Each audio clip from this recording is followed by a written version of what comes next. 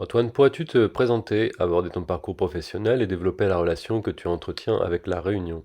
Je suis architecte, je suis diplômé de l'École nationale supérieure des arts et industries de Strasbourg, c'est un peu long, en 1986. Et en fait, je suis arrivé à La Réunion pour faire mon service civil. Donc je suis venu ici comme volontaire à l'aide technique. Et donc pendant un an et demi, j'ai travaillé au service départemental de l'architecture et du patrimoine. Après ça, donc, je suis rentré en métropole avec ma femme et on a fait deux, trois choses à droite à gauche.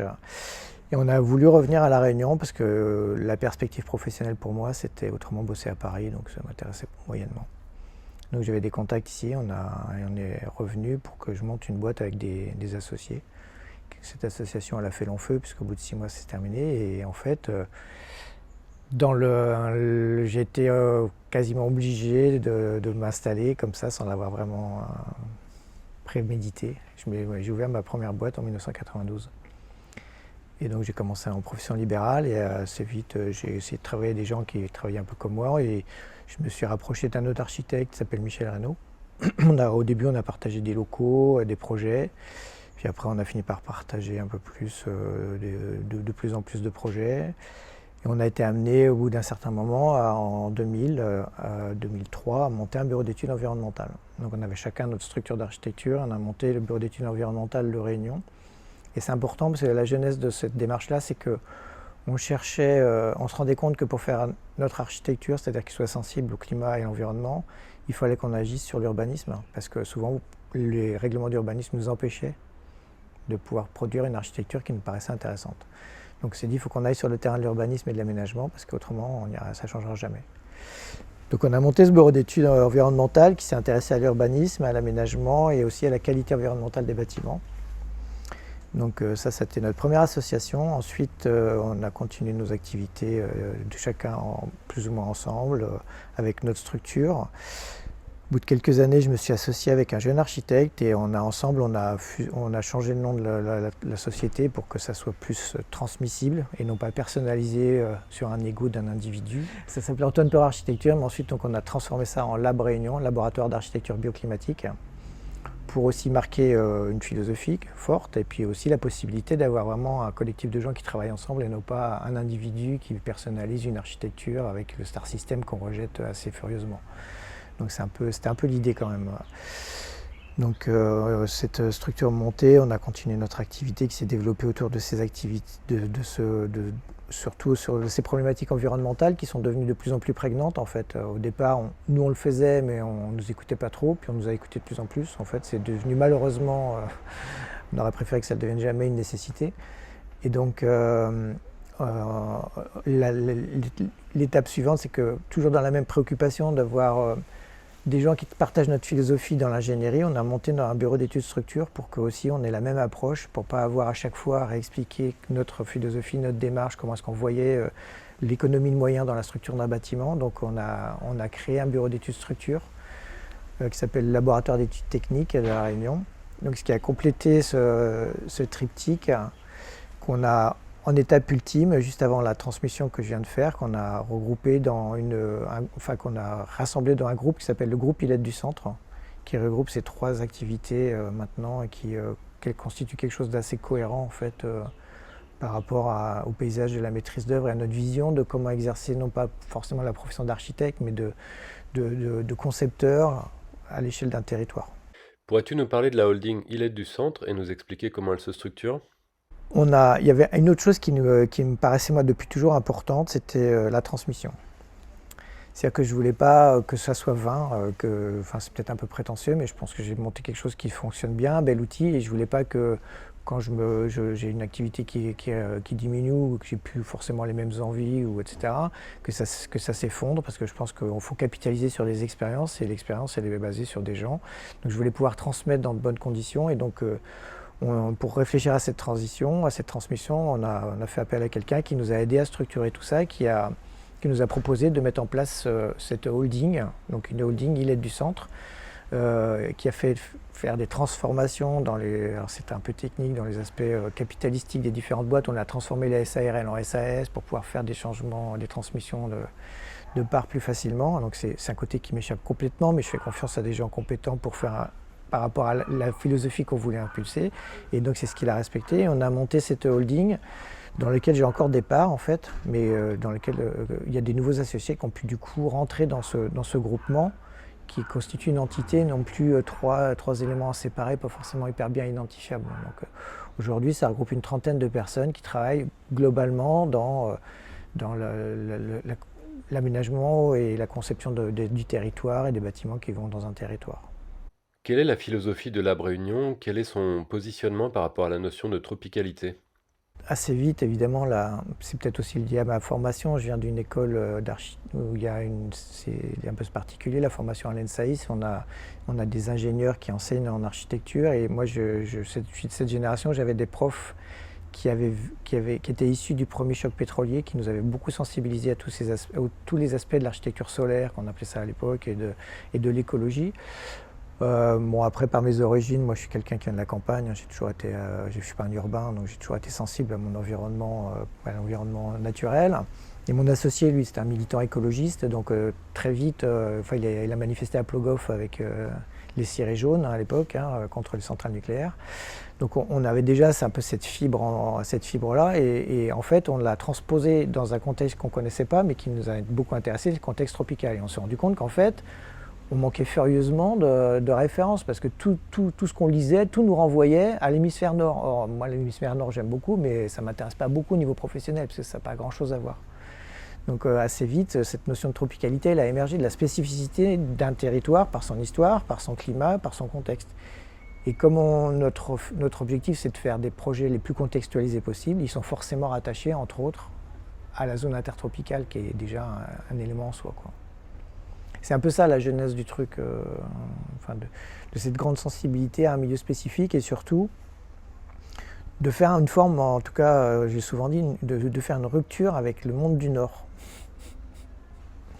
qui nous ignore et du coup qu'on lui rend bien, quoi. Tu évoquais la pensée de Francis Allais, plus spécifiquement son ouvrage intitulé La condition tropicale, et nous expliquer en quoi elle fait écho à votre propre démarche. En fait, l'intérêt de cette référence à la condition tropicale, c'est que Francis Allais, il a mis en évidence qu'il y avait effectivement un monde particulier, qui est le monde tropical, et qui avait ses caractéristiques propres, et qui nécessitait d'être étudié comme tel. Et donc, c'est un des premiers à avoir théorisé ou à avoir identifié un monde un peu spécifique, enfin, le premier dans le monde du Nord, parce qu'évidemment dans le monde du Sud, ils étaient conscients de ça, mais qui a théorisé. Alors c'était plus sur les aspects, parce que Francis Allais, c'est quelqu'un qui est plus proche des mouvements de tout ce qui est en rapport avec l'écologie fondamentale, avec la biologie, le monde du vivant, mais qui a identifié cette spécificité de ce monde avec des caractéristiques particulières. Par exemple, il évoque le fait d'avoir des cocotiers, c'est une référence au monde tropical. Ça paraît bateau, mais c'est un des marqueurs du monde tropical et de tout ce qui va avec cette culture qui est différente. Donc moi, ça m'a intéressé, ça m'a interpellé d'avoir cette référence parce que l'idée de faire partie d'un monde, le monde intertropical, qui finalement, son intérêt, c'est qu'il est tout autour du globe et en fait, on a des points communs, même si on a évidemment des différences. Et c'est ça qui est intéressant, c'est qu'il a montré ces points communs par une approche, parce que je vous rappelle que la définition des climats, elle se fait entre autres par la végétation. Et donc c'est là-dessus qu'il a travaillé aussi. Non, on a vraiment un contexte, déjà une sensibilité à un environnement climatique commun et qui a généré, et c'est assez étonnant, qui a généré des solutions assez proches, c'est ce que j'ai un peu essayé de montrer dans ma thèse, au niveau architectural, mais juste parce qu'elles sont contextualisées. Elles répondent à un environnement climatique commun. Donc des gens à des milliers de kilomètres de distance avaient des modes de vie finalement assez proches. Et c'est un peu normal, puisque avant qu'on ait des systèmes actifs, c'est-à-dire tout ce qui consomme de l'énergie, il fallait bien qu'on arrive à trouver le confort en harmonie avec son climat. Donc c'est la physique et les solutions, elles sont identiques. Pourrais-tu nous résumer les grandes lignes de ta thèse, influence de la ventilation naturelle dans l'évolution de l'architecture tropicale, évaluation de cette influence au travers un regard d'architecte et d'urbaniste exerçant à La Réunion? L'idée de départ de la thèse, en fait, c'est une discussion avec un chercheur du laboratoire qui m'a accueilli, qui s'appelle François Garde. Il me disait, Antoine, ce que tu fais, c'est super intéressant, ça serait quand même intéressant de le conceptualiser et de l'écrire. Je dis ouais, enfin, il me dit oui, tu devrais te lancer dans une thèse. Au début, je ne savais même pas ce que c'était une thèse, hein. Très honnêtement, ça m'intéressait moyennement. Mais en fait, c'est cette, comme j'enseignais déjà en tant que maître de conférence associé à l'école d'archi, cette idée de transmettre quand même, ça m'a un peu travaillé. Même si c'est peut-être un peu prétentieux de se dire qu'on a des choses à transmettre, il se trouve que je pense que j'avais des choses à dire. Donc ça, c'était le point de départ, c'était en fait transmettre quelque chose de mon expérience professionnelle, de ce que j'avais appris pour le rendre. Et après ça, assez naturellement, le rapport au contexte, puisque je suis dans un contexte tropical, qui a été un peu le fil conducteur de toute ma réflexion architecturale, d'essayer de vraiment comprendre, de concevoir en harmonie avec un climat, et que c'est une dimension universelle, mais qui s'est appliquée pour moi dans le monde tropical. Ça a tout de suite cristallisé autour de ça. Et il se trouve qu'une deuxième rencontre déterminante dans ma vie professionnelle, parce que je cherchais avec mon associé à comprendre comment fonctionnait la ventilation naturelle, qui est une façon d'arriver au confort en milieu tropical humide. Il se trouve que j'ai rencontré un ingénieur qui s'appelle Jacques Gandemer, qui a été le créateur du laboratoire du CSTB de Nantes. Et c'est lui qui m'a appris en fait non pas à utiliser et à faire du prédictif sur le comportement en ventilation naturelle des bâtiments. Donc ça, c'est l'autre point de départ. Donc j'ai appris énormément sur le fonctionnement en ventilation naturelle. Donc l'idée, c'était à travers le monde tropical et la ventilation naturelle, de trouver un lien, en fait, dans les architectures tropicales et au-delà de l'architecture, dans l'aménagement, pour montrer qu'en fait, il y a des réponses, ou une ou des réponses communes dans différents endroits, en réponse à ce climat et à un fonctionnement en ventilation naturelle. Donc c'est pour ça que j'ai commencé à m'intéresser à l'architecture vernaculaire, c'est-à-dire avant et on va dire traditionnelle, avant l'arrivée des systèmes actifs, c'est-à-dire de l'énergie électrique qui fait fonctionner la clim, entre autres pour le confort en milieu tropical, de voir comment ils faisaient pour être en confort. Donc de là, j'ai vu qu'il y avait des solutions un peu communes. Après ça, j'ai essayé de voir à La Réunion à quoi ça pourrait correspondre. Donc il y avait évidemment des modèles réunionnais dans ce travail-là de recherche un peu dimensionnel et sur des archétypes définis. Ça m'a permis de me rendre compte qu'effectivement il y avait des archétypes à La Réunion qui étaient intéressants. Donc du coup j'ai essayé de trouver quelque chose d'un peu représentatif. Donc c'est dans l'architecture réunionnaise. Donc c'était la deuxième partie du travail. Ce bâtiment un peu représentatif, l'idée c'était de l'étudier un peu plus en détail pour voir quel était le confort qu'on obtenait avec ce type de bâtiment. Parce que c'est bien de dire c'était mieux avant, c'est confortable les vieilles cases, etc. Mais ça n'avait jamais été mesuré réellement en physique du bâtiment à La Réunion. Donc une fois que ce travail-là il a été fait, ce qui était intéressant, c'était de voir comment nous, avec cette matière-là, dont j'étais directement, consciemment et inconsciemment imprégné par tout mon cursus professionnel, comment on l'avait transposé dans des bâtiments contemporains. Comment est-ce qu'on avait utilisé cette matière, donc de ces cases traditionnelles plus d'autres éléments, comment on l'avait intégré dans nos projets. Et donc ça, c'est un peu la deuxième partie, de montrer comment on a pu transposer des principes de l'architecture vernaculaire passive, c'est-à-dire sans système actif, encore une fois, dans des bâtiments contemporains. Et donc là encore, même démarche, on les a étudiés, c'est-à-dire on les a appareillés, pour arrêter de dire c'est bien ou c'est pas bien, pour faire de la mesure physique. Donc ça, c'est le côté un peu scientifique, dur, science dure, on va dire. Et on a comparé, on s'est rendu compte qu'effectivement, même si on avait des programmes et des contextes qui avaient évolué, on arrivait avec des solutions, en transposant des solutions traditionnelles, à avoir un confort quasi équivalent. Donc ça, c'était intéressant. Mais ça nous a amené à un autre constat, c'est que ce confort, il est dépendant d'un environnement du bâtiment. Et si l'environnement change, c'est ça la spécificité du monde tropical, c'est qu'on vit les fenêtres ouvertes, et au sens propre comme au sens figuré. C'est-à-dire que les interactions intérieures-extérieures sont beaucoup plus importantes que dans un monde où on se protège du froid et on ferme la boutique, et du coup on a juste à contrôler un confort intérieur, avec beaucoup moins d'interactions avec l'extérieur. Là, par exemple, quand on parle, on entend le bruit de l'extérieur, c'est normal, on est dehors, mais c'est là où on est bien. Donc c'est exactement le même constat. Donc on s'est dit, il faut aussi qu'on réfléchisse, un peu comme on avait fait pour notre bureau d'études de Réunion, on réfléchisse à comment mieux comprendre les interactions entre l'environnement du bâtiment et le bâtiment, et puis comment faire en sorte que cet environnement ne devienne pas un obstacle au confort du bâtiment. Donc du coup, on s'est intéressé, évidemment, ensuite, c'est le cheminement à l'aménagement. C'est comme ça qu'on a été amené à travailler sur ce qu'on a appelé la ville en ventilation naturelle, la ville éolienne.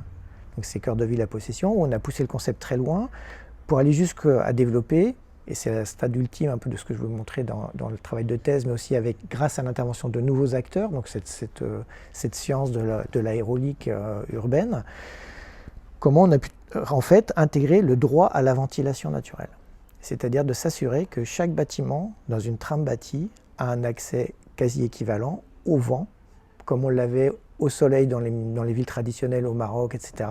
Comment on préserve cet accès au vent pour que tout le monde ait un accès égal au confort, ou en tout cas le plus égalitaire possible. Donc cette espèce de fil conducteur, donc en fait, avec en toile de fond la volonté d'essayer de préserver le confort en milieu tropical humide en dépensant le moins d'énergie possible. Donc avec des moyens passifs, etc. Avec un contexte qui évolue. On n'est plus dans des villes avec des maisons individuelles, des cases créoles, l'image d'Épinal, c'est fini, on ne peut plus faire ça. Mais est-ce qu'on peut quand même prétendre à ce confort-là?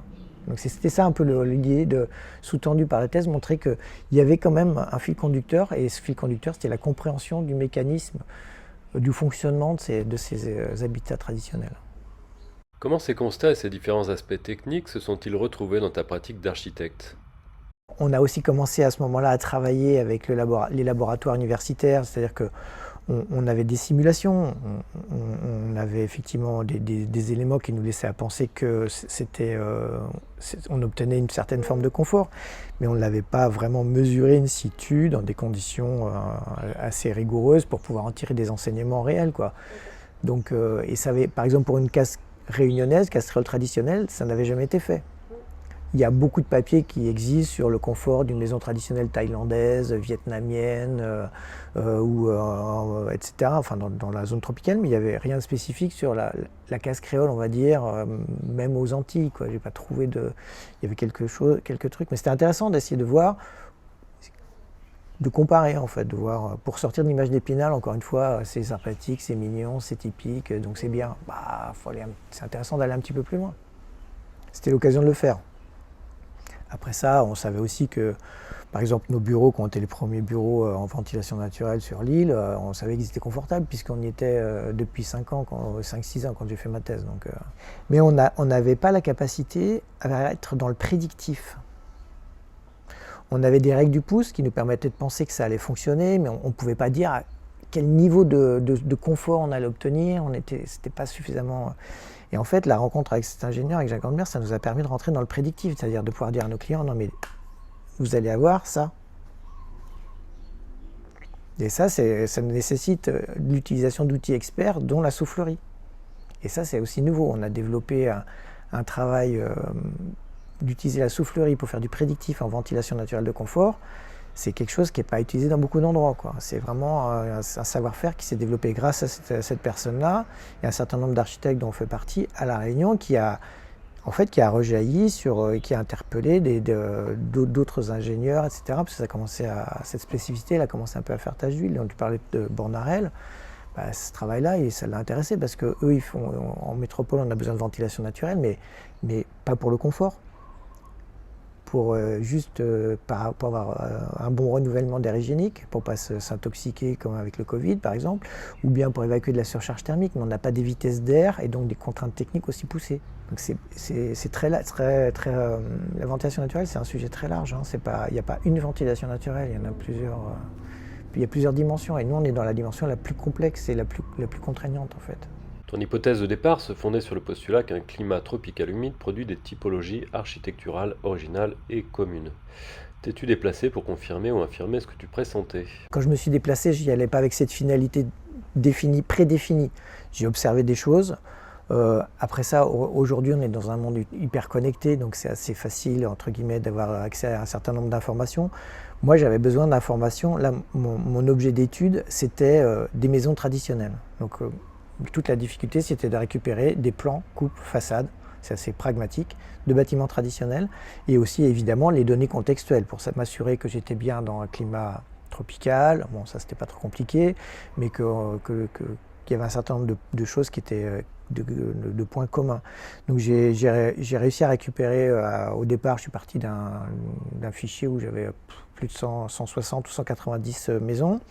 Mais il y en avait certaines où j'avais des informations partielles, etc. Après ça, l'idée, c'était de mettre au point, ou en tout cas d'utiliser ou de redéfinir une grille d'analyse commune, et c'était essentiellement des paramètres géométriques et archétypaux, pour essayer de comparer ces bâtiments, voir par exemple la porosité des bâtiments, c'est-à-dire le rapport plein-vide des façades, puisque c'est par là que passe le vent, donc c'est important que c'est un marqueur d'un potentiel de ventilation, mais aussi sur la protection solaire, sur les varangues, Et là, c'est un élément assez intéressant, c'est qu'en fait, j'ai réussi à montrer avec les exemples que j'avais, c'est pas exhaustif évidemment, mais qu'en fait, plus on se rapproche de l'équateur, plus le nombre de varangues augmente, parce qu'en fait, la course du soleil fait que toutes les façades sont exposées. Et plus on s'éloigne en latitude, plus on remonte vers les tropiques, on a toujours des varangues, mais elles sont de moins en moins sur tous les côtés, sont de plus en plus sur une seule façade, la façade à protéger. Donc en fait, la varangue, c'est vraiment le marqueur du monde tropical, parce que finalement, c'est l'endroit où on est le mieux. C'est l'endroit où on est à l'abri du soleil et de la pluie, mais on est très facilement et très agréablement ventilé. Donc c'est vraiment c'est vraiment un marqueur que j'ai pu, d'une certaine manière, que j'ai mis en évidence. Hein. Bon, même s'il y en a peut-être d'autres qui l'avaient déjà un peu théorisé, mais j'ai pas vu de choses aussi exhaustives comme ça là-dessus. C'est-à-dire avec vraiment une analyse systématique de ces marqueurs. Quoi. Donc ça c'est intéressant parce que à La Réunion on dit la varangue, l'art de vivre à la créole. Oui, bien sûr, mais c'est surtout l'art de vivre tropical, la varangue. Parce qu'en fait, on n'a pas besoin de fenêtres. Dans l'encyclopédie Diderot et d'Alembert, en 1870, je crois, non, 1790, un truc comme ça, ils disent déjà que pour les gens qui allaient partir en Martinique-Guadeloupe, donc dans les colonies, que point n'était besoin d'avoir des vitrages qui généraient des surchauffes. Il suffisait d'utiliser un truc super qui s'appelle des louvres, les jalousies. C'est-à-dire qu'ils avaient, il y a 2 siècles, inventé les jalousies. C'est-à-dire un moyen intéressant de réguler le flux d'air dans un bâtiment, mais sans avoir besoin de vitrage, parce que le vitrage, finalement, ça génère de l'effet de serre, et c'est un problème. On fait que, finalement, on met des vitres, et après, on met des protections devant. On passe notre temps à faire ça dans les bâtiments. Cette interface intérieure-extérieure, elle est différente, encore une fois, avec... Et voilà, donc c'est aussi ce qu'on observe assez facilement, c'est qu'en fait, il y avait beaucoup de maisons traditionnelles où il n'y avait pas de fenêtres, évidemment. Il y avait des trous, oui, mais il n'y avait pas de vitrage. On avait des volets, on avait des persiennes, on avait des filtres pour servir d'interface. Dans quel pays es-tu allé puiser les références et la matière de ta recherche? C'est l'histoire que je raconte, ça c'est marrant, parce que évidemment, moi j'étais abonné à 40 000 revues d'architecture et qui m'a balancé que des exemples de l'hémisphère nord, entre guillemets, enfin du monde du nord, avec des super beaux projets, mais complètement inadaptés à mes problématiques. Et régulièrement, j'allais à Paris, à la librairie du Moniteur. Un jour, en regardant dans la multitude de bouquins, je tombe sur un tout petit machin. C'était un bouquin de Fromono sur Glenn Murcutt, un architecte totalement inconnu à l'époque. Elle avait fait un petit bouquin sur un architecte du Sud, là, d'Australien. Je suis tombé là-dessus, je me dis mais ouais, mais voilà, mais c'est ça, quoi. Ça m'intéresse. Parce que c'était quelqu'un qui avait les mêmes préoccupations que moi. Et donc ça a été vraiment un révélateur d'une prise de conscience de la nécessité d'avoir un regard sud-sud. Et à partir de là, j'ai vraiment commencé à beaucoup plus orienter mes recherches de bouquins, de références dans le monde du Sud, ce qui n'était pas évident. Hein. Donc j'ai profité de voyages entre guillemets touristiques. Quand j'allais en Australie, j'allais dans les librairies, je prenais des bouquins d'architectes australiens. Je suis allé en Afrique du Sud, j'ai fait pareil. Même aux Seychelles, j'ai récupéré des bouquins. Voilà, au début, c'était un peu comme ça. Et puis petit à petit, comme c'est noué des liens. En fait, je pense que quelque part, j'ai cherché aussi ces relations et j'ai eu l'occasion, par exemple, d'avoir des relations avec la Fondation Glenn Murcutt, du coup, ensuite, qui m'ont invité à présenter mon travail. Enfin, et puis après, de fil en aiguille, ça, à force de chercher, de dire qu'on appartenait à ce monde-là, quelque part, je suis aussi allé dans des conférences où j'ai rencontré d'autres architectes du monde du Sud, du monde tropical. Donc j'en ai cité quelques-uns, Bruno Stagno, que j'ai rencontré comme ça, aussi Mick Pierce, qui a fait un bâtiment super intéressant à Harare, qui s'appelle, qui est basé sur un biomimétisme sur le fonctionnement des termitières, et qui a fait aussi un bâtiment à Melbourne. Enfin bref. Et en fait, ça a créé des liens entre des gens qui avaient la même préoccupation. Et c'est comme ça aussi que j'ai fait la connaissance, je le citais tout à l'heure, de Bruno Stagno. Et Bruno Stagno, c'est lui qui a posé pour moi l'acte fondateur de l'architecture tropicale contemporaine. C'est-à-dire qu'il a organisé un congrès, alors je ne pourrais plus dire l'année exacte, où il a fait venir des gens comme Ken Young, comme un certain nombre d'architectes, et ils ont posé la spécificité de l'architecture tropicale et du monde tropical. Et ça, c'est super intéressant, ça m'a vraiment fait écho. Et donc, quand il est venu à La Réunion, on est presque tombé dans les bras l'un de l'autre, quoi. C'était une espèce de... Et en plus, sa femme, elle est paysagiste. Nous, on développe énormément tout l'aspect, évidemment, du paysage, qui est fondamental dans la compréhension du monde tropical. Sans l'extérieur du bâtiment et sans le paysage, ça ne fonctionne pas. Donc, tout de suite, on s'est trouvé des atomes crochus. Donc, voilà, c'est comme ça, en fait. C'est parce qu'on s'intéressait à quelque chose qu'on avait en commun que ça a créé ces liens. parce qu'il y avait cette recherche de trouver des gens qui se préoccupaient des mêmes choses et qui n'avaient pas pour référence le monde du Nord. C'est pas que ça m'intéresse pas le monde du Nord, c'est que c'est pas ma préoccupation au quotidien, quoi. Je suis quelqu'un d'assez pragmatique en fait. C'est sans doute ma formation à la base, une formation scientifique. J'ai besoin de me raccrocher à des choses qui soient aussi assez concrètes et un peu intangibles. Ça n'empêche pas derrière la créativité. Mais en fait, ce que je dis souvent maintenant, ce que j'essaie de transmettre à mes étudiants, enfin aux étudiants qui ne sont pas mes étudiants, aux étudiants comme à mes collaborateurs, ce que je dis souvent, c'est qu'il faut arriver à faire ce qu'il faut, là où il faut, mais pas plus. Et toute la difficulté, elle est dans le mais pas plus. Parce que c'est facile de faire le super bâtiment avec des trucs partout, sauf qu'il coûte très cher, et puis en plus, il dépense beaucoup finalement de matériaux qui ne servent à rien. Donc c'est dans la justesse du propos que se situe l'intelligence pour moi. Et c'est pour ça aussi qu'on s'est rapproché très rapidement de Philippe Madec, de Gauvain Muller et de Bornarel. Quand ils ont mis en place le manifeste de la frugalité heureuse, on a été dans les premiers déjà à en discuter avec eux et puis à adhérer à leur idée parce qu'on était déjà dans cet esprit-là. Donc on s'est tout de suite trouvé des points communs dans la démarche pour le coup. Et là, le monde du Nord est redevenu sexy parce qu'il y avait la même démarche. Donc c'est avec ces gens-là, il y a forcément un écho énorme. On travaille régulièrement. On l'a invité au projet de fin d'études, Philippe Madec, Dominique Gauvain-Muller, on était ensemble à des congrès. Enfin, voilà, c'est des gens qui se préoccupent de choses qui sont aussi nos préoccupations.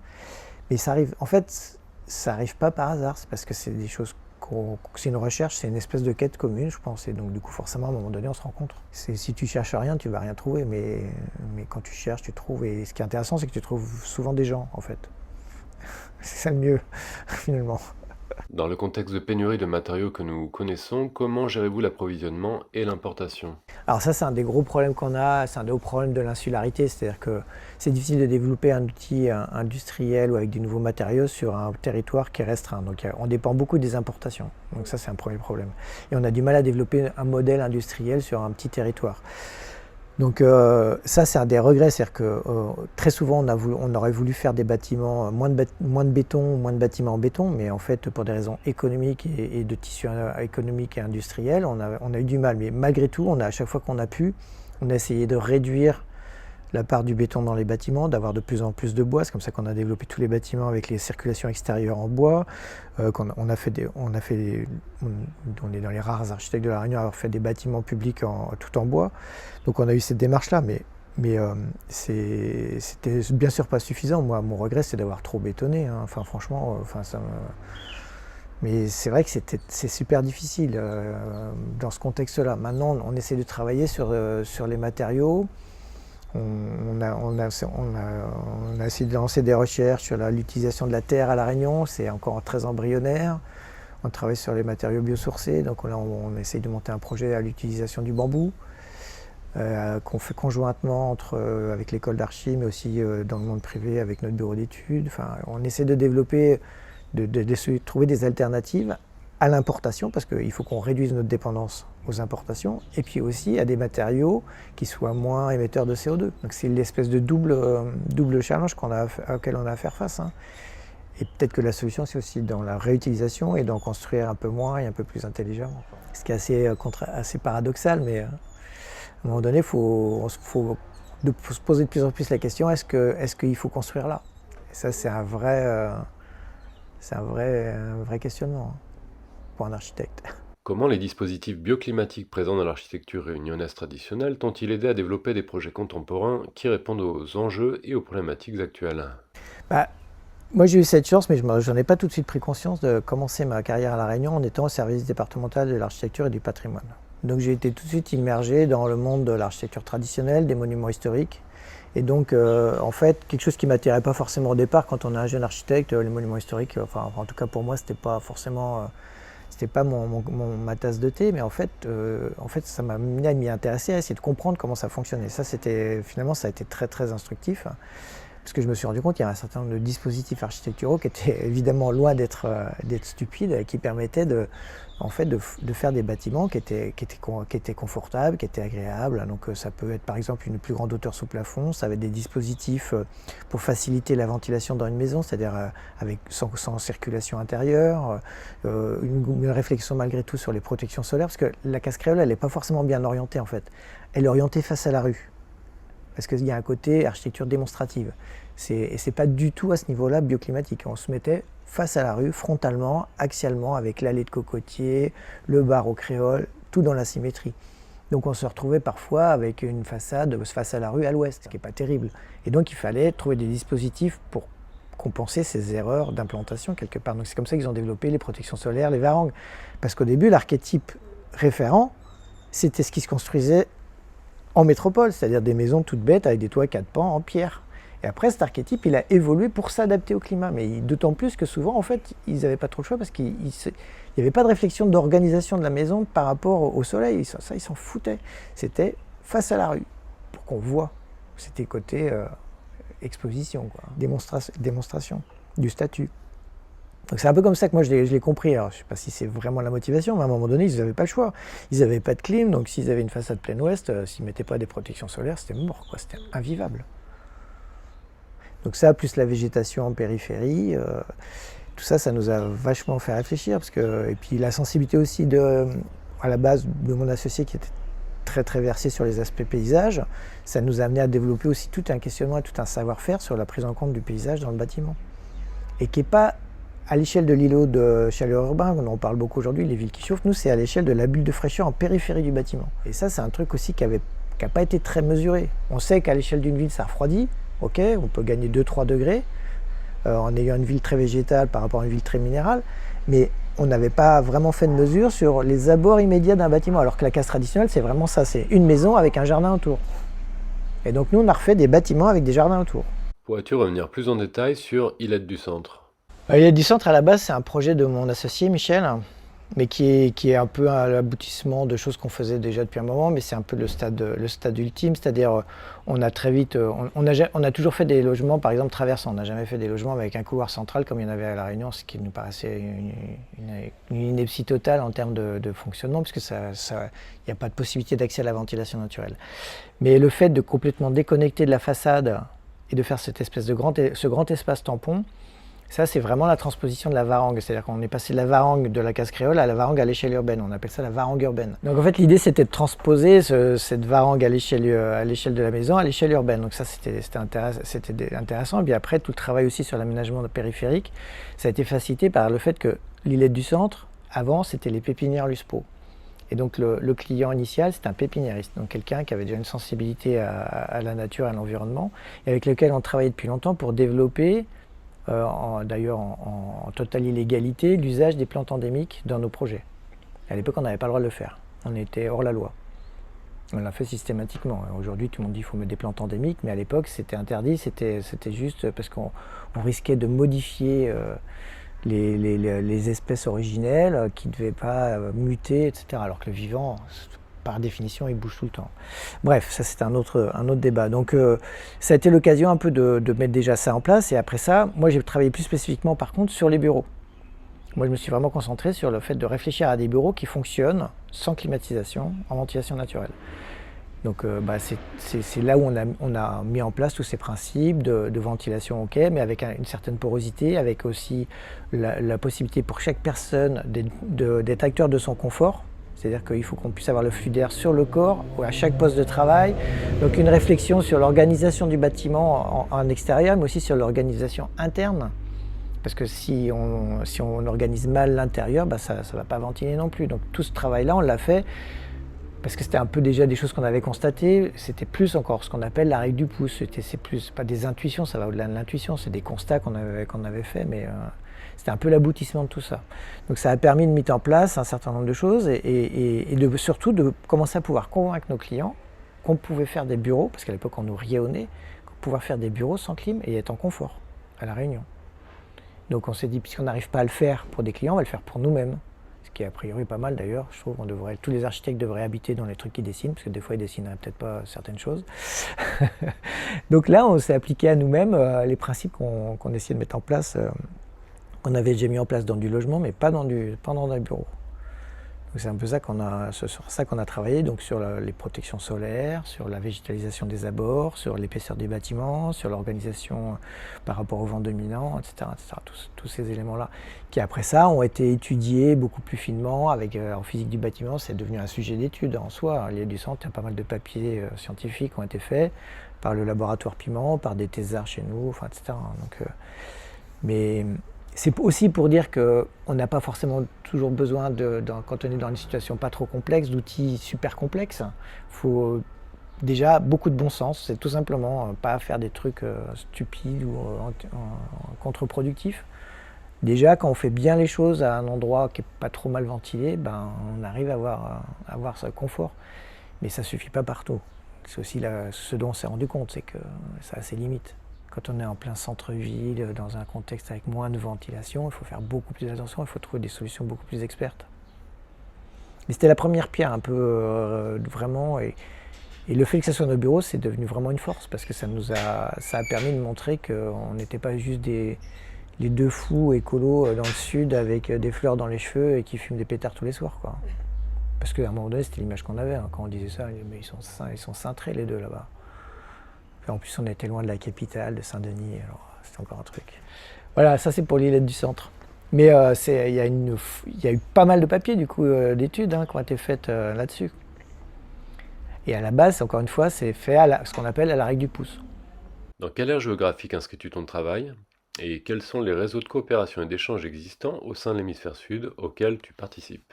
Alors évidemment, quand on travaille à La Réunion, c'est un territoire fini, donc à un moment donné, se pose la question d'essayer d'exporter son savoir-faire. Donc on a essayé, on a fait pas mal de tentatives à l'île Maurice, à Mayotte, on a aussi travaillé en Nouvelle-Calédonie.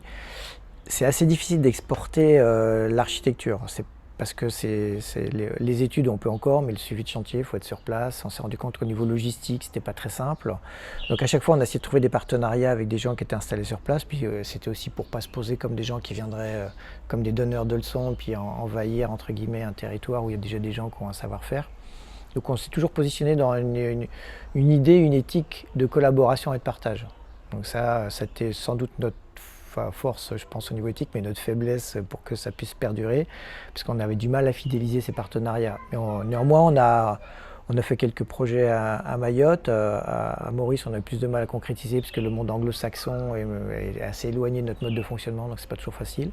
Même si on a fait des interventions plus, moi je suis allé plusieurs fois dans des congrès à Maurice, des choses comme ça. Donc ça, c'était plus pour du partage, parce qu'ils ont organisé pas mal de congrès à un moment donné sur cette thématique-là. Et puis après, c'est développé aussi des relations avec l'Australie par le biais de l'agence qu'on a montée en Nouvelle-Calédonie, en fait. À l'occasion d'un projet, on a été amené à travailler là-bas, et il se trouve qu'un de mes collaborateurs, lors du déplacement qu'on a fait, il est tombé amoureux de l'architecte avec laquelle on travaillait là-bas. C'est l'histoire, hein. Et un jour, il m'a quitté l'agence, il m'a dit « Ouais, je m'en vais, je vais en Calédonie. » Je dis « Ah bon, ouais, c'est bien. » J'ai dit « C'est dommage parce que ça marchait bien. » Et du coup, on lui a proposé d'essayer de continuer l'aventure ensemble en installant une filiale, entre guillemets, en Calédonie. Ce qui a fonctionné pendant 9 ans à peu près. Et on a fait un bâtiment là-bas, qui est un centre médico-social, qui est assez intéressant en ventilation naturelle avec un système de puits dépressionnaire. Donc ça, c'était pour les aspects architecture. Alors c'est toujours assez difficile, ça se fait de manière assez au gré des opportunités, des concours, des appels d'offres et des choses comme ça. On essaye de le faire, mais c'est difficile à programmer, on va dire.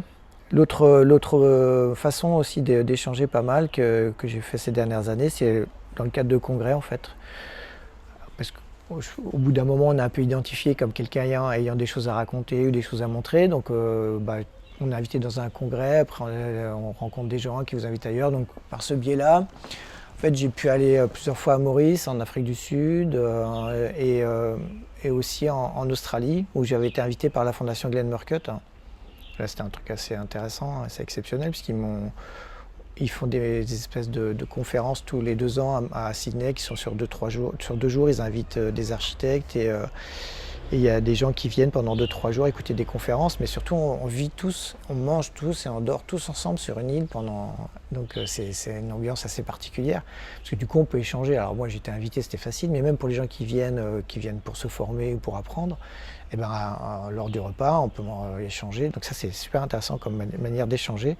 C'est comme ça que j'ai rencontré le Plastrier, Stotchbury, enfin bref, tous des gens qui sont assez actifs dans l'architecture australienne. Et puis le dernier élément, c'est aussi par la formation. Et la formation professionnelle, en fait, on a beaucoup de choses qu'on a pu développer à La Réunion se sont faites aussi grâce à l'aide de l'ADEME, qui a permis parfois de financer certains surcoûts, en particulier en études, par exemple la soufflerie, sur des clients qui n'imaginent même pas qu'on veut faire des études en soufflerie. On a réussi à le faire parce que l'ADEME nous a aidé à financer. Et donc on a été identifiés au sein de l'ADEME comme des gens qui faisaient des choses un peu différemment et qui avaient commencé à avoir un savoir-faire. Et on a été sollicité pour des formations, pour des conférences ou pour de l'expertise à l'étranger. Donc là, je viens de finir un cycle de formation au Vietnam, pour l'ADEME internationale, et on démarre une autre avec le Sénégal. Pourquoi ? Parce qu'en fait, c'est toujours le monde tropical qui nous relie, encore une fois. C'est des problématiques bioclimatiques plus ou moins similaires qui font qu'on est pertinent aussi à intervenir dans ces pays-là. Et ça, c'est plus ce que je fais maintenant, c'est-à-dire plus en mission d'expertise, c'est peut-être un grand mot, mais enfin en tout cas pour apporter des conseils et des échanges sur notre expérience qu'on a développée ici. Donc c'est un peu les trois, donc il y a l'aspect agence professionnelle, où on a fait quelques bâtiments intéressants ou moins intéressants d'ailleurs, l'aspect conférence, et puis maintenant c'est plus l'aspect expertise. Et c'est vrai que ce qui était intéressant, c'est que moi, une fois, j'ai trouvé ça vraiment un juste retour des choses et une démarche. J'avais été invité à un congrès à Angers qui s'appelait Cities to Be, où la thématique c'était les villes qui chauffent. Et donc du coup, ils sont intéressés à ce qu'on faisait dans le sud, entre guillemets, dans le sud. Hein, voilà. Et c'était intéressant parce que du coup, on s'est rendu compte et on a pu montrer qu'on avait des solutions qui finalement pouvaient profiter au nord aussi. C'est-à-dire qu'aujourd'hui, il y a des gens qui essaient de voir ce qu'on fait pour le transposer, pour se dire c'est intéressant parce que la problématique s'est un peu inversée. En France, par exemple, la RT 2012 et la RT 2020, c'était beaucoup comment consommer moins d'énergie pour se chauffer. Puis là, on se rend compte que le problème, ça devient aussi comment consommer moins d'énergie pour se refroidir et pour éviter la climatisation. Et là, on est pertinent parce qu'on a des solutions sur lesquelles on a un certain degré de réflexion et d'avance, que ce soit au niveau architectural ou avec les labos de recherche de La Réunion, hein, avec le labo Piment avec lequel je collabore. On vient d'être retenu sur un appel à projet ANR, c'est les appels à projet les plus difficiles, c'est très sélectif, et on a été retenu sur une thématique liée au fonctionnement des bâtiments pour le refroidissement, quoi. Donc en fait c'est ça, c'est une espèce et malheureusement, d'opportunité, c'est-à-dire que c'était pas une volonté au départ, mais il se trouve que notre sujet d'étude dans les climats chauds, c'est devenu aussi une préoccupation dans les zones tempérées. Et donc on est devenu, entre guillemets, intéressant. Donc au départ, il y avait cette communauté d'idées sud-sud, et puis aujourd'hui, on commence à renouer des liens, mais pour une fois dans l'autre sens, c'est-à-dire c'est plus la métropole qui vient nous donner des leçons, c'est nous qui essayons de leur apprendre 2-3 petits trucs, quoi. Ça, c'est pas inintéressant, je trouve. Comment perçois-tu l'évolution de l'île sur le plan architectural et urbanistique ? Alors, cette évolution, c'est évidemment pas faite de manière linéaire. Il y a eu un espèce de moment de mouvement et on a senti quelque chose d'innovant qui se passait à La Réunion avec le projet de Vergès, et je fais pas de politique, Réunion 2030, avec une vision. L'idée qui était défendue, et on y adhérait totalement, c'est que La Réunion, c'était une île au monde. En fait, ça pouvait être un laboratoire de solutions parce qu'on peut faire des choses assez rapidement et voir les effets assez rapidement. Et donc ça, c'était super intéressant comme démarche, nous, on trouve. Et donc, il y a eu une dynamique qui s'était mise en place, qui a été largement interrompue avec son successeur, qui s'est intéressé plus à la voiture et à faire des routes et faire des ponts. Et là, ça a marqué un sérieux coup d'arrêt. Et en fait, ça illustre juste un des problèmes qu'on a à La Réunion, c'est un territoire fini. Et aujourd'hui, malheureusement, on est envahi par la voiture. Pour info, 40 000 véhicules neufs sont importés tous les ans à La Réunion. 40 000, ça fait multiplié par 5 mètres. Ça fait 20 km de bouchons en plus tous les ans, donc on comprend pourquoi ça coince. Donc aujourd'hui, on n'a pas encore réussi à changer de logiciel, de façon de voir. L'aménagement du territoire, il est encore beaucoup trop dédié à la reine voiture, pour un tas de raisons qui sont d'ailleurs pas spécifiques à La Réunion, parce qu'on me le renvoie au Sénégal, on me dit « Ah oui, mais monsieur Perrault, nous, les voitures, c'est au Sénégal, c'est hyper important, Enfin bref, c'est un peu partout pareil quand même, malgré tout. » Donc, et on se rend compte qu'aujourd'hui, il faut qu'on arrive à basculer sur un autre modèle, et on n'y est pas encore à La Réunion. Et nous, on trouve que ça a pris un sérieux coup de frein, alors qu'on aurait pu avoir un tram-train depuis quelques années. On en est à relancer les études pour arriver effectivement à trouver des solutions de mobilité douce, parce que un des gros problèmes qu'on a, c'est quand même le développement des villes et des échanges entre les villes. Et aujourd'hui, comme tous les échanges, ils sont en véhicule individuel, énormément, c'est catastrophique, quoi. Concrètement, l'île s'engorge, elle est paralysée régulièrement, et ça, c'est un vrai problème. Je pense que c'est un des trucs qu'il faut qu'on arrive à régler, et qui n'est pas le seul problème de La Réunion, hein. On parlait de l'Australie, avec une ville comme Perth, c'est 80 km par 100 km, et tout le monde en voiture individuelle et dans un logement individuel. Donc c'est des modèles qui ont fait long feu, quoi. C'est clair qu'il faut arriver à changer de paradigme. On n'y est pas encore, parce qu'il suffit de regarder la pub à la télé, quoi. Aux heures de grande écoute, on nous vend des voitures écologiques. Et l'autre problème qu'on a, c'est avec la crise qu'on se prend ensuite avec le Covid et l'Ukraine, c'est la mise en évidence de notre grosse dépendance vis-à-vis des importations et de matériaux qui sont inadaptés. Donc il faut aussi qu'on arrive à basculer vers quelque chose de plus durable. Donc ça, c'est les vrais défis pour demain, et c'est pas encore, c'est pas gagné, hein, parce qu'aujourd'hui, quand on fait du logement social et qu'on dit qu'on va faire du bois, on se fait tirer dessus, quoi. Mais tirer dessus, hein. Vous êtes fous, du bois, jamais, ça tient pas, etc. Alors que moi, je connais des bâtiments qui ont 1000 ans en bois, et on ne connaîtra jamais de bâtiments en béton qui auront 1000 ans. Ça n'existera jamais. Jamais. Parce qu'en plus, on ne sait pas les réparer. On sait les reconstruire, mais on ne sait pas.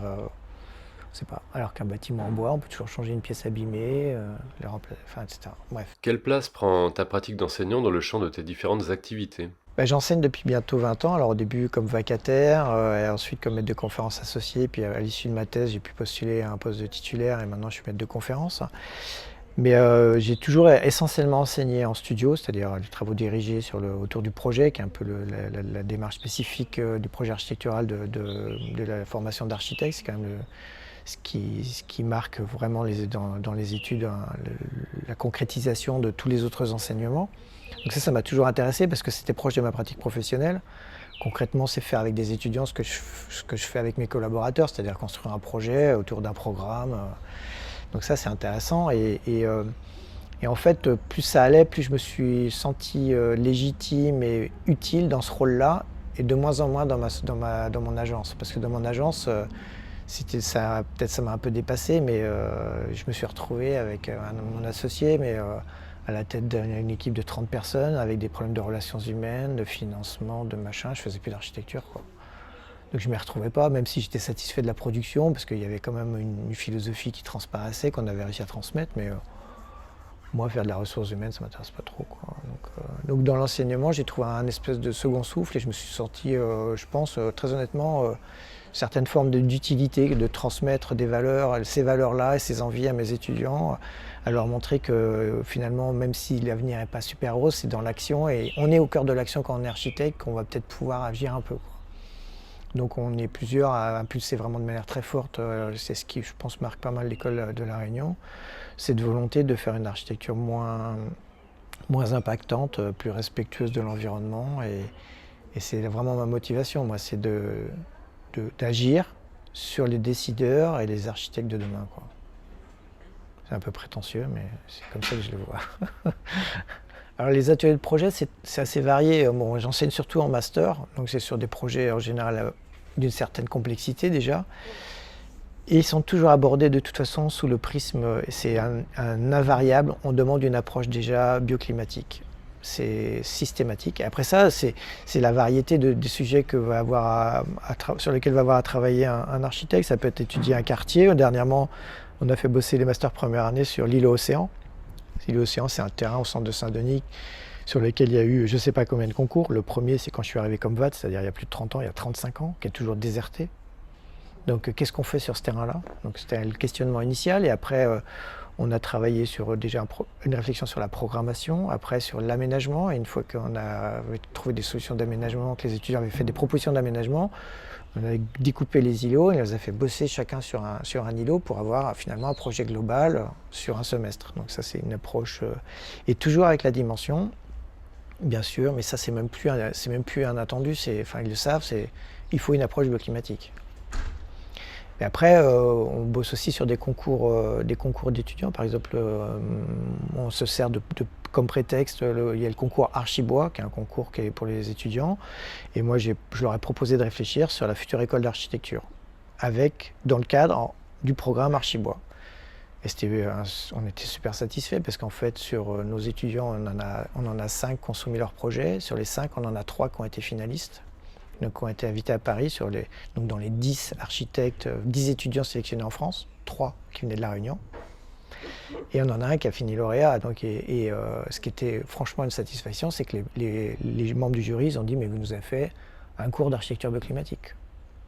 Ils ont été étonnés par le degré de maturité des projets sur cet aspect-là. Après, sur les aspects architecturaux, ils étaient aussi intéressants, évidemment, mais ça nous renvoyait quelque chose de positif par rapport à ça. C'était une super satisfaction.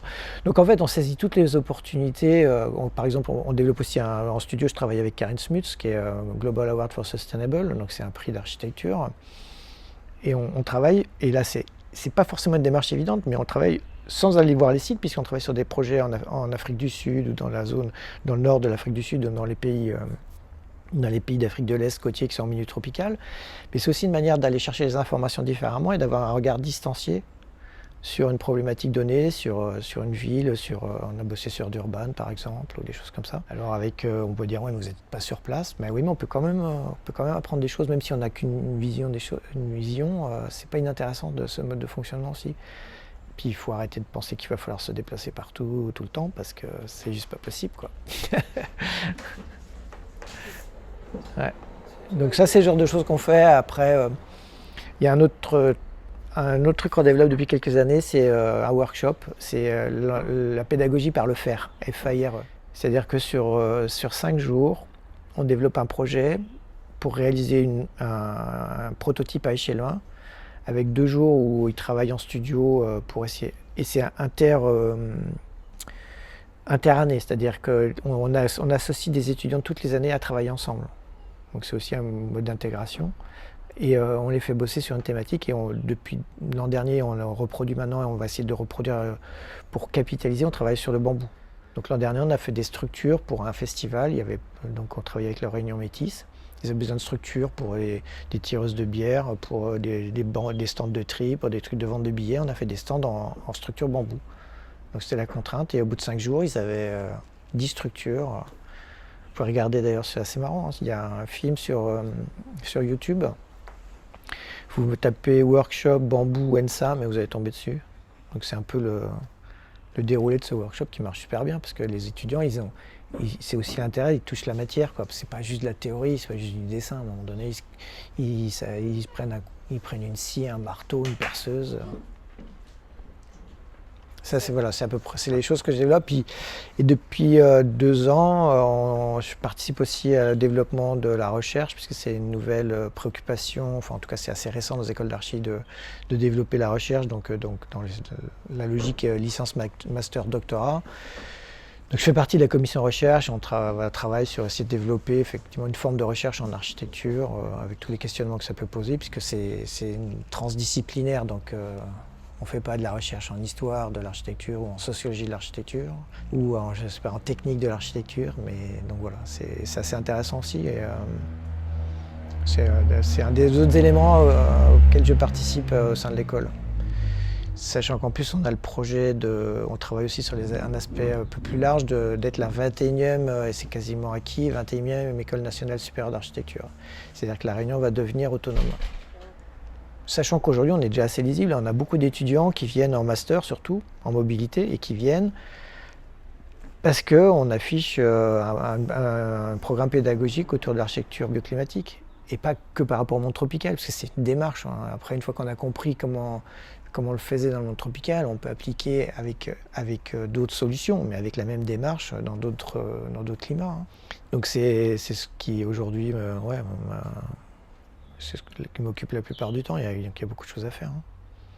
Plus je prépare un bouquin là, encore sur essayer de, sur un nouvel archétype qu'on a développé à La Réunion qui existe nulle part ailleurs, c'est les bâtiments apatiaux et puis dépressionnaires. C'est une autre façon de faire de la ventilation de confort dans un bâtiment. La ventilation, c'est la ventilation traversante, c'est les courants d'équilibrage, et non pas le vent, mais les courants d'équilibrage qui traversent un bâtiment.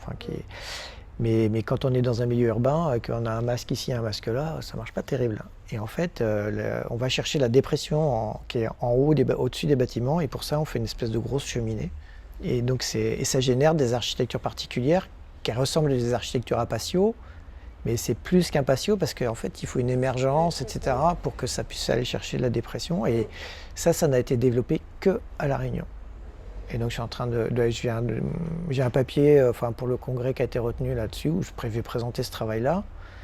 Et puis derrière je veux le développer un peu plus pour le vulgariser parce que je pense que c'est intéressant parce que c'est une manière d'avoir accès à la ventilation en milieu urbain. Alors qu'autrement, s'il y a des bâtiments partout autour, à un moment donné, c'est compliqué, quoi. Sur quel type de mission votre agence est-elle sollicitée et répondez-vous par ailleurs à des appels d'offres? On a eu une mission, c'était assez intéressant, d'ailleurs c'est mon associé qui a bossé plus là-dessus, c'est la ville de Marseille. En fait, on a été sollicité par une équipe qui a eu à réfléchir sur... il y a un certain nombre d'îlots qui ont été, suite à des effondrements dans le vieux centre de Marseille, qui ont été déclarés comme insalubres et qu'il fallait rénover, insuffler un souffle nouveau, c'est le cas de le dire, dans ces îlots-là qui étaient complètement enclavés, puis surtout qui étaient invivables. Et donc on a été appelé pour amener notre expertise sur comment essayer de réouvrir ces îlots, au sens propre comme au sens figuré, de réouvrir ces îlots, et de le faire de manière à ce qu'on optimise l'accès à la ventilation de ces îlots de Marseille. Donc ouais, ça c'était le premier exemple où on a vraiment été sollicité dans un cas concret. Après, ce qui s'exporte plus, c'est notre enseignement en fait aujourd'hui. C'est plus ça que c'est pas. Après, on répond pas non plus à des appels d'offres parce que c'est compliqué. Hein. On est loin quand même. Mais là, c'était pas mal. Ouais, c'est une expérience intéressante. Est-ce avec la SARL Bambounam que vous avez développé des workshops à l'ENSAM Réunion autour du bambou comme matériau constructif? En fait, parce que Christophe Ras, donc c'est un ingénieur et qui a été ancien directeur d'aménagement d'une grosse SEM de Lille et qui avait besoin aussi de trouver du sens à se retrouver dans des choses un peu concrètes et non plus dans des choses qui commençaient, je pense, il avait peut-être fait un peu le tour, enfin je connais pas ses motivations, puis à la limite c'est pas le sujet. Et du coup il s'est beaucoup formé sur le bambou, il allait en Chine, en Thaïlande, au Vietnam, il a fait un peu le tour du monde des pays qui utilisent le bambou. Et il est revenu avec une conviction, qu'à mon avis est une bonne conviction, que le bambou c'est un matériau d'avenir. Et donc il essaye ici de développer ça avec un jeune architecte qui s'appelle Thibaut Fong. Et du coup on a décidé de collaborer le plus possible avec eux, que ce soit à titre privé avec notre bureau d'études que moi en tant qu'enseignant, pour essayer de faire porter à connaissance tout un travail sur le bambou, le développer, planter le bambou et puis pouvoir l'exploiter dans des projets au départ sans doute modestes, mais qui vont déjà réduire l'usage de matériaux importés et puis on espère aller plus loin parce que quand on voit ce qu'on peut faire avec du bambou, c'est incroyable. Hein. Tout est utilisable, entre les pousses qu'on mange, les trucs intermédiaires où on fait du tissage, la partie principale on fait de la structure, puis quand il est de mauvaise qualité on le découpe en latte ou on le broie, on fait des fibres, le plancher en bambou là par exemple. Ouais, et ce qui est intéressant c'est que si on regarde l'histoire, c'est toujours intéressant de voir, comme je dis, de voir d'où on vient pour savoir où on va, donc c'est pas moi qui le dis, mais les civilisations, les différentes civilisations chinoises quand elles ont eu des effondrements, elles sont toujours relevées, leur résilience elle est venue du bambou, de la culture du bambou. Ils ont tout un système hyper bien élaboré de coopératives pour récupérer le bambou, le valoriser, etc. C'est super bien fait, quoi. Donc il y a des vrais, alors c'est peut-être pas le bon mot, mais des vrais écosystèmes autour de ce matériau qui restent à inventer chez nous. Mais faut savoir que Bory de Saint-Vincent, quand il est arrivé à La Réunion, donc un botaniste, il a constaté que La Réunion avait une ceinture de bambou périphérique de 400 à 800 mètres d'altitude. Comme dit Christophe, La Réunion, c'est une terre de bambou. Y a-t-il toujours une place pour l'innovation dans la construction? Assez souvent, quand on a innové, il faut savoir qu'on l'a fait au début sans que nos clients soient vraiment au courant. Ils ne nous demandaient pas forcément de faire des bâtiments environnementaux, mais on le faisait. Et quand on a innové, c'était aussi en se mettant entre guillemets hors la loi, quoi. Donc c'est quand même un peu embêtant, quoi. C'est-à-dire que ça relève aussi un truc que je me suis souvent exprimé là-dessus, même dans des conférences. C'est de revendiquer le droit à l'erreur. C'est-à-dire que si on ne nous donne pas aux gens qui veulent faire un peu changer les choses le droit à l'erreur, forcément on est condamné à rien changer, puisque innover, c'est forcément prendre le risque que ça ne fonctionne pas. Parce que si on était sûr que ça fonctionne, ça ne serait pas de l'innovation. Donc c'est assez paradoxal, mais ça passe pas bien encore quand même, on a du mal. Parce que bon, moi j'ai eu une histoire qui aurait pu être grave et qui a été quand même un peu traumatisante. On a fait, avec toujours cet ingénieur, on a mis au point des girouettes Venturi, c'est-à-dire pour supprimer les moteurs de VMC, donc de ventilation mécanique contrôlée dans les logements. Et ça marchait super bien, on en a mis sur des bâtiments, puis il y a un cyclone qui est arrivé, on n'avait pas bien maîtrisé l'aspect construction, et on a 14 girouettes qui faisaient quand même plus d'1,50 m de diamètre qui sont parties dans les champs, quoi. Heureusement qu'on était en alerte cyclonique et que tout le monde était chez soi, parce que s'il y avait un passant qui se prenait la girouette sur la tête, moi j'étais en prison aujourd'hui, hein. Donc après, on a refait tout bien, machin, enfin bref, mais du coup, ça nous a un peu refroidi, quoi. C'est bien d'innover, mais bon, on avait fait des trucs marrants, hein, pour la tester, la girouette. Il n'y a pas de soufflerie à La Réunion. Donc à un moment donné, je me suis dit, si je peux pas la mettre dans une veine de vent qui va à 150 km/h, je vais aller à 150 km/h avec la girouette. Donc après ça, je me suis dit, ouais, mais il n'y a pas de... Sur les routes, à La Réunion, on est limité à 110, c'est compliqué, on va pas se mettre quand même hors la loi. Je me suis dit, où est-ce que je peux aller vite? C'est un truc assez long, plat. Et je pensais à une piste d'aéroport, quoi. Et donc j'ai appelé l'aéroport de Zapier. J'ai dit, voilà, j'aurais besoin de savoir si je pourrais pas utiliser votre piste pendant 2-3 heures pour faire des essais. Donc là, évidemment, le mec, il m'a rayonné, quoi. Mais il se trouve que parce qu'on était dans des discussions avec des gens du gouvernement, un jour, j'avais rencontré un commissaire de développement endogène. Il m'a dit, monsieur Perrault, si un jour vous avez besoin de moi, appelez-moi. J'ai repris sa carte, là, avec la République française. Oui, bonjour monsieur, j'ai besoin de vous. Moi, c'est quoi? Je voudrais avoir l'autorisation d'utiliser la piste de Pierrefonds. Il a réussi à me l'obtenir. Pendant une demi-journée, on a fait des essais avec un 4x4, on a fait des allers-retours avec la girouette en allant à fond sur la piste. C'était rigolo, c'est un côté assez marrant, ça fait faire des trucs, mais c'est ça qui est intéressant aussi, c'est que quand on sort des sentiers battus, on fait des choses qui finalement sont assez... ouais, c'est intéressant. Et c'est pour ça que je crois beaucoup plus dans les pays émergents qui n'ont pas un carcan réglementaire comme nous pour innover que nous, parce que nous on est bloqués par ces carcans. Et là ça laisse la place à l'innovation, parce que si tu décris tout ce qu'il faut pour arriver à la solution, dès que tu fais autre chose, même si ça marche, t'es hors réglementation. Et donc t'es mort. Selon toi, que sera le projet architectural de demain? Le projet architectural de demain, ça sera peut-être pas de faire, ça sera de faire autrement ou de ne pas faire. On a de plus en plus de projets, nous, mais c'est bien, hein, qui proposent des réhabilitations, des réutilisations, d'éviter d'aller sur un terrain vierge. On a eu des débats là-dessus intéressants, hein, même des surprises, hein. Mais je suis persuadé qu'il y a des leviers d'action, d'agir et de faire des choses bien en changeant sur ça, mais sauf que tout reste à faire, hein. Alors que c'est flippant, puis c'est intéressant. La réhabilitation, rénovation et la réutilisation, elle a de beaux jours devant elle, hein. Puis c'est pas plus mal, parce que moi, souvent, il y a certains des bâtiments que j'ai fait en réhab, c'est dans ceux que je préfère, parce que j'ai pu faire passer des idées que j'aurais jamais pu faire passer dans un bâtiment neuf. Il dit, mais non, ça on peut pas faire, ça c'est trop machin. Je dis, bah oui, mais là j'ai pas le choix, c'est le bâtiment. C'est vrai, c'est le bâtiment aussi qui impose, entre guillemets, sa vision. Enfin, c'est comme un peintre, hein. Il ne va pas travailler de la même manière sur une toile, sur un mur, je sais pas moi, le support il s'impose à lui aussi d'une certaine manière, il interagit. Ce qui me fait flipper, c'est que c'est un peu ce qu'on rabâche depuis très longtemps, puis j'ai l'impression qu'on pisse en l'air, quoi. Mais après bon, j'attends d'avoir mes étudiants en responsabilité un peu, quoi. J'espère qu'ils vont être un peu rentre dedans, mais c'est une génération aussi qui a peur, hein. On leur a fait peur. C'est notre faute, hein, c'est pas leur faute, c'est notre responsabilité, hein. On leur laisse un beau merdier, hein. Mais bon, il y a encore des belles choses à faire, je pense, différemment.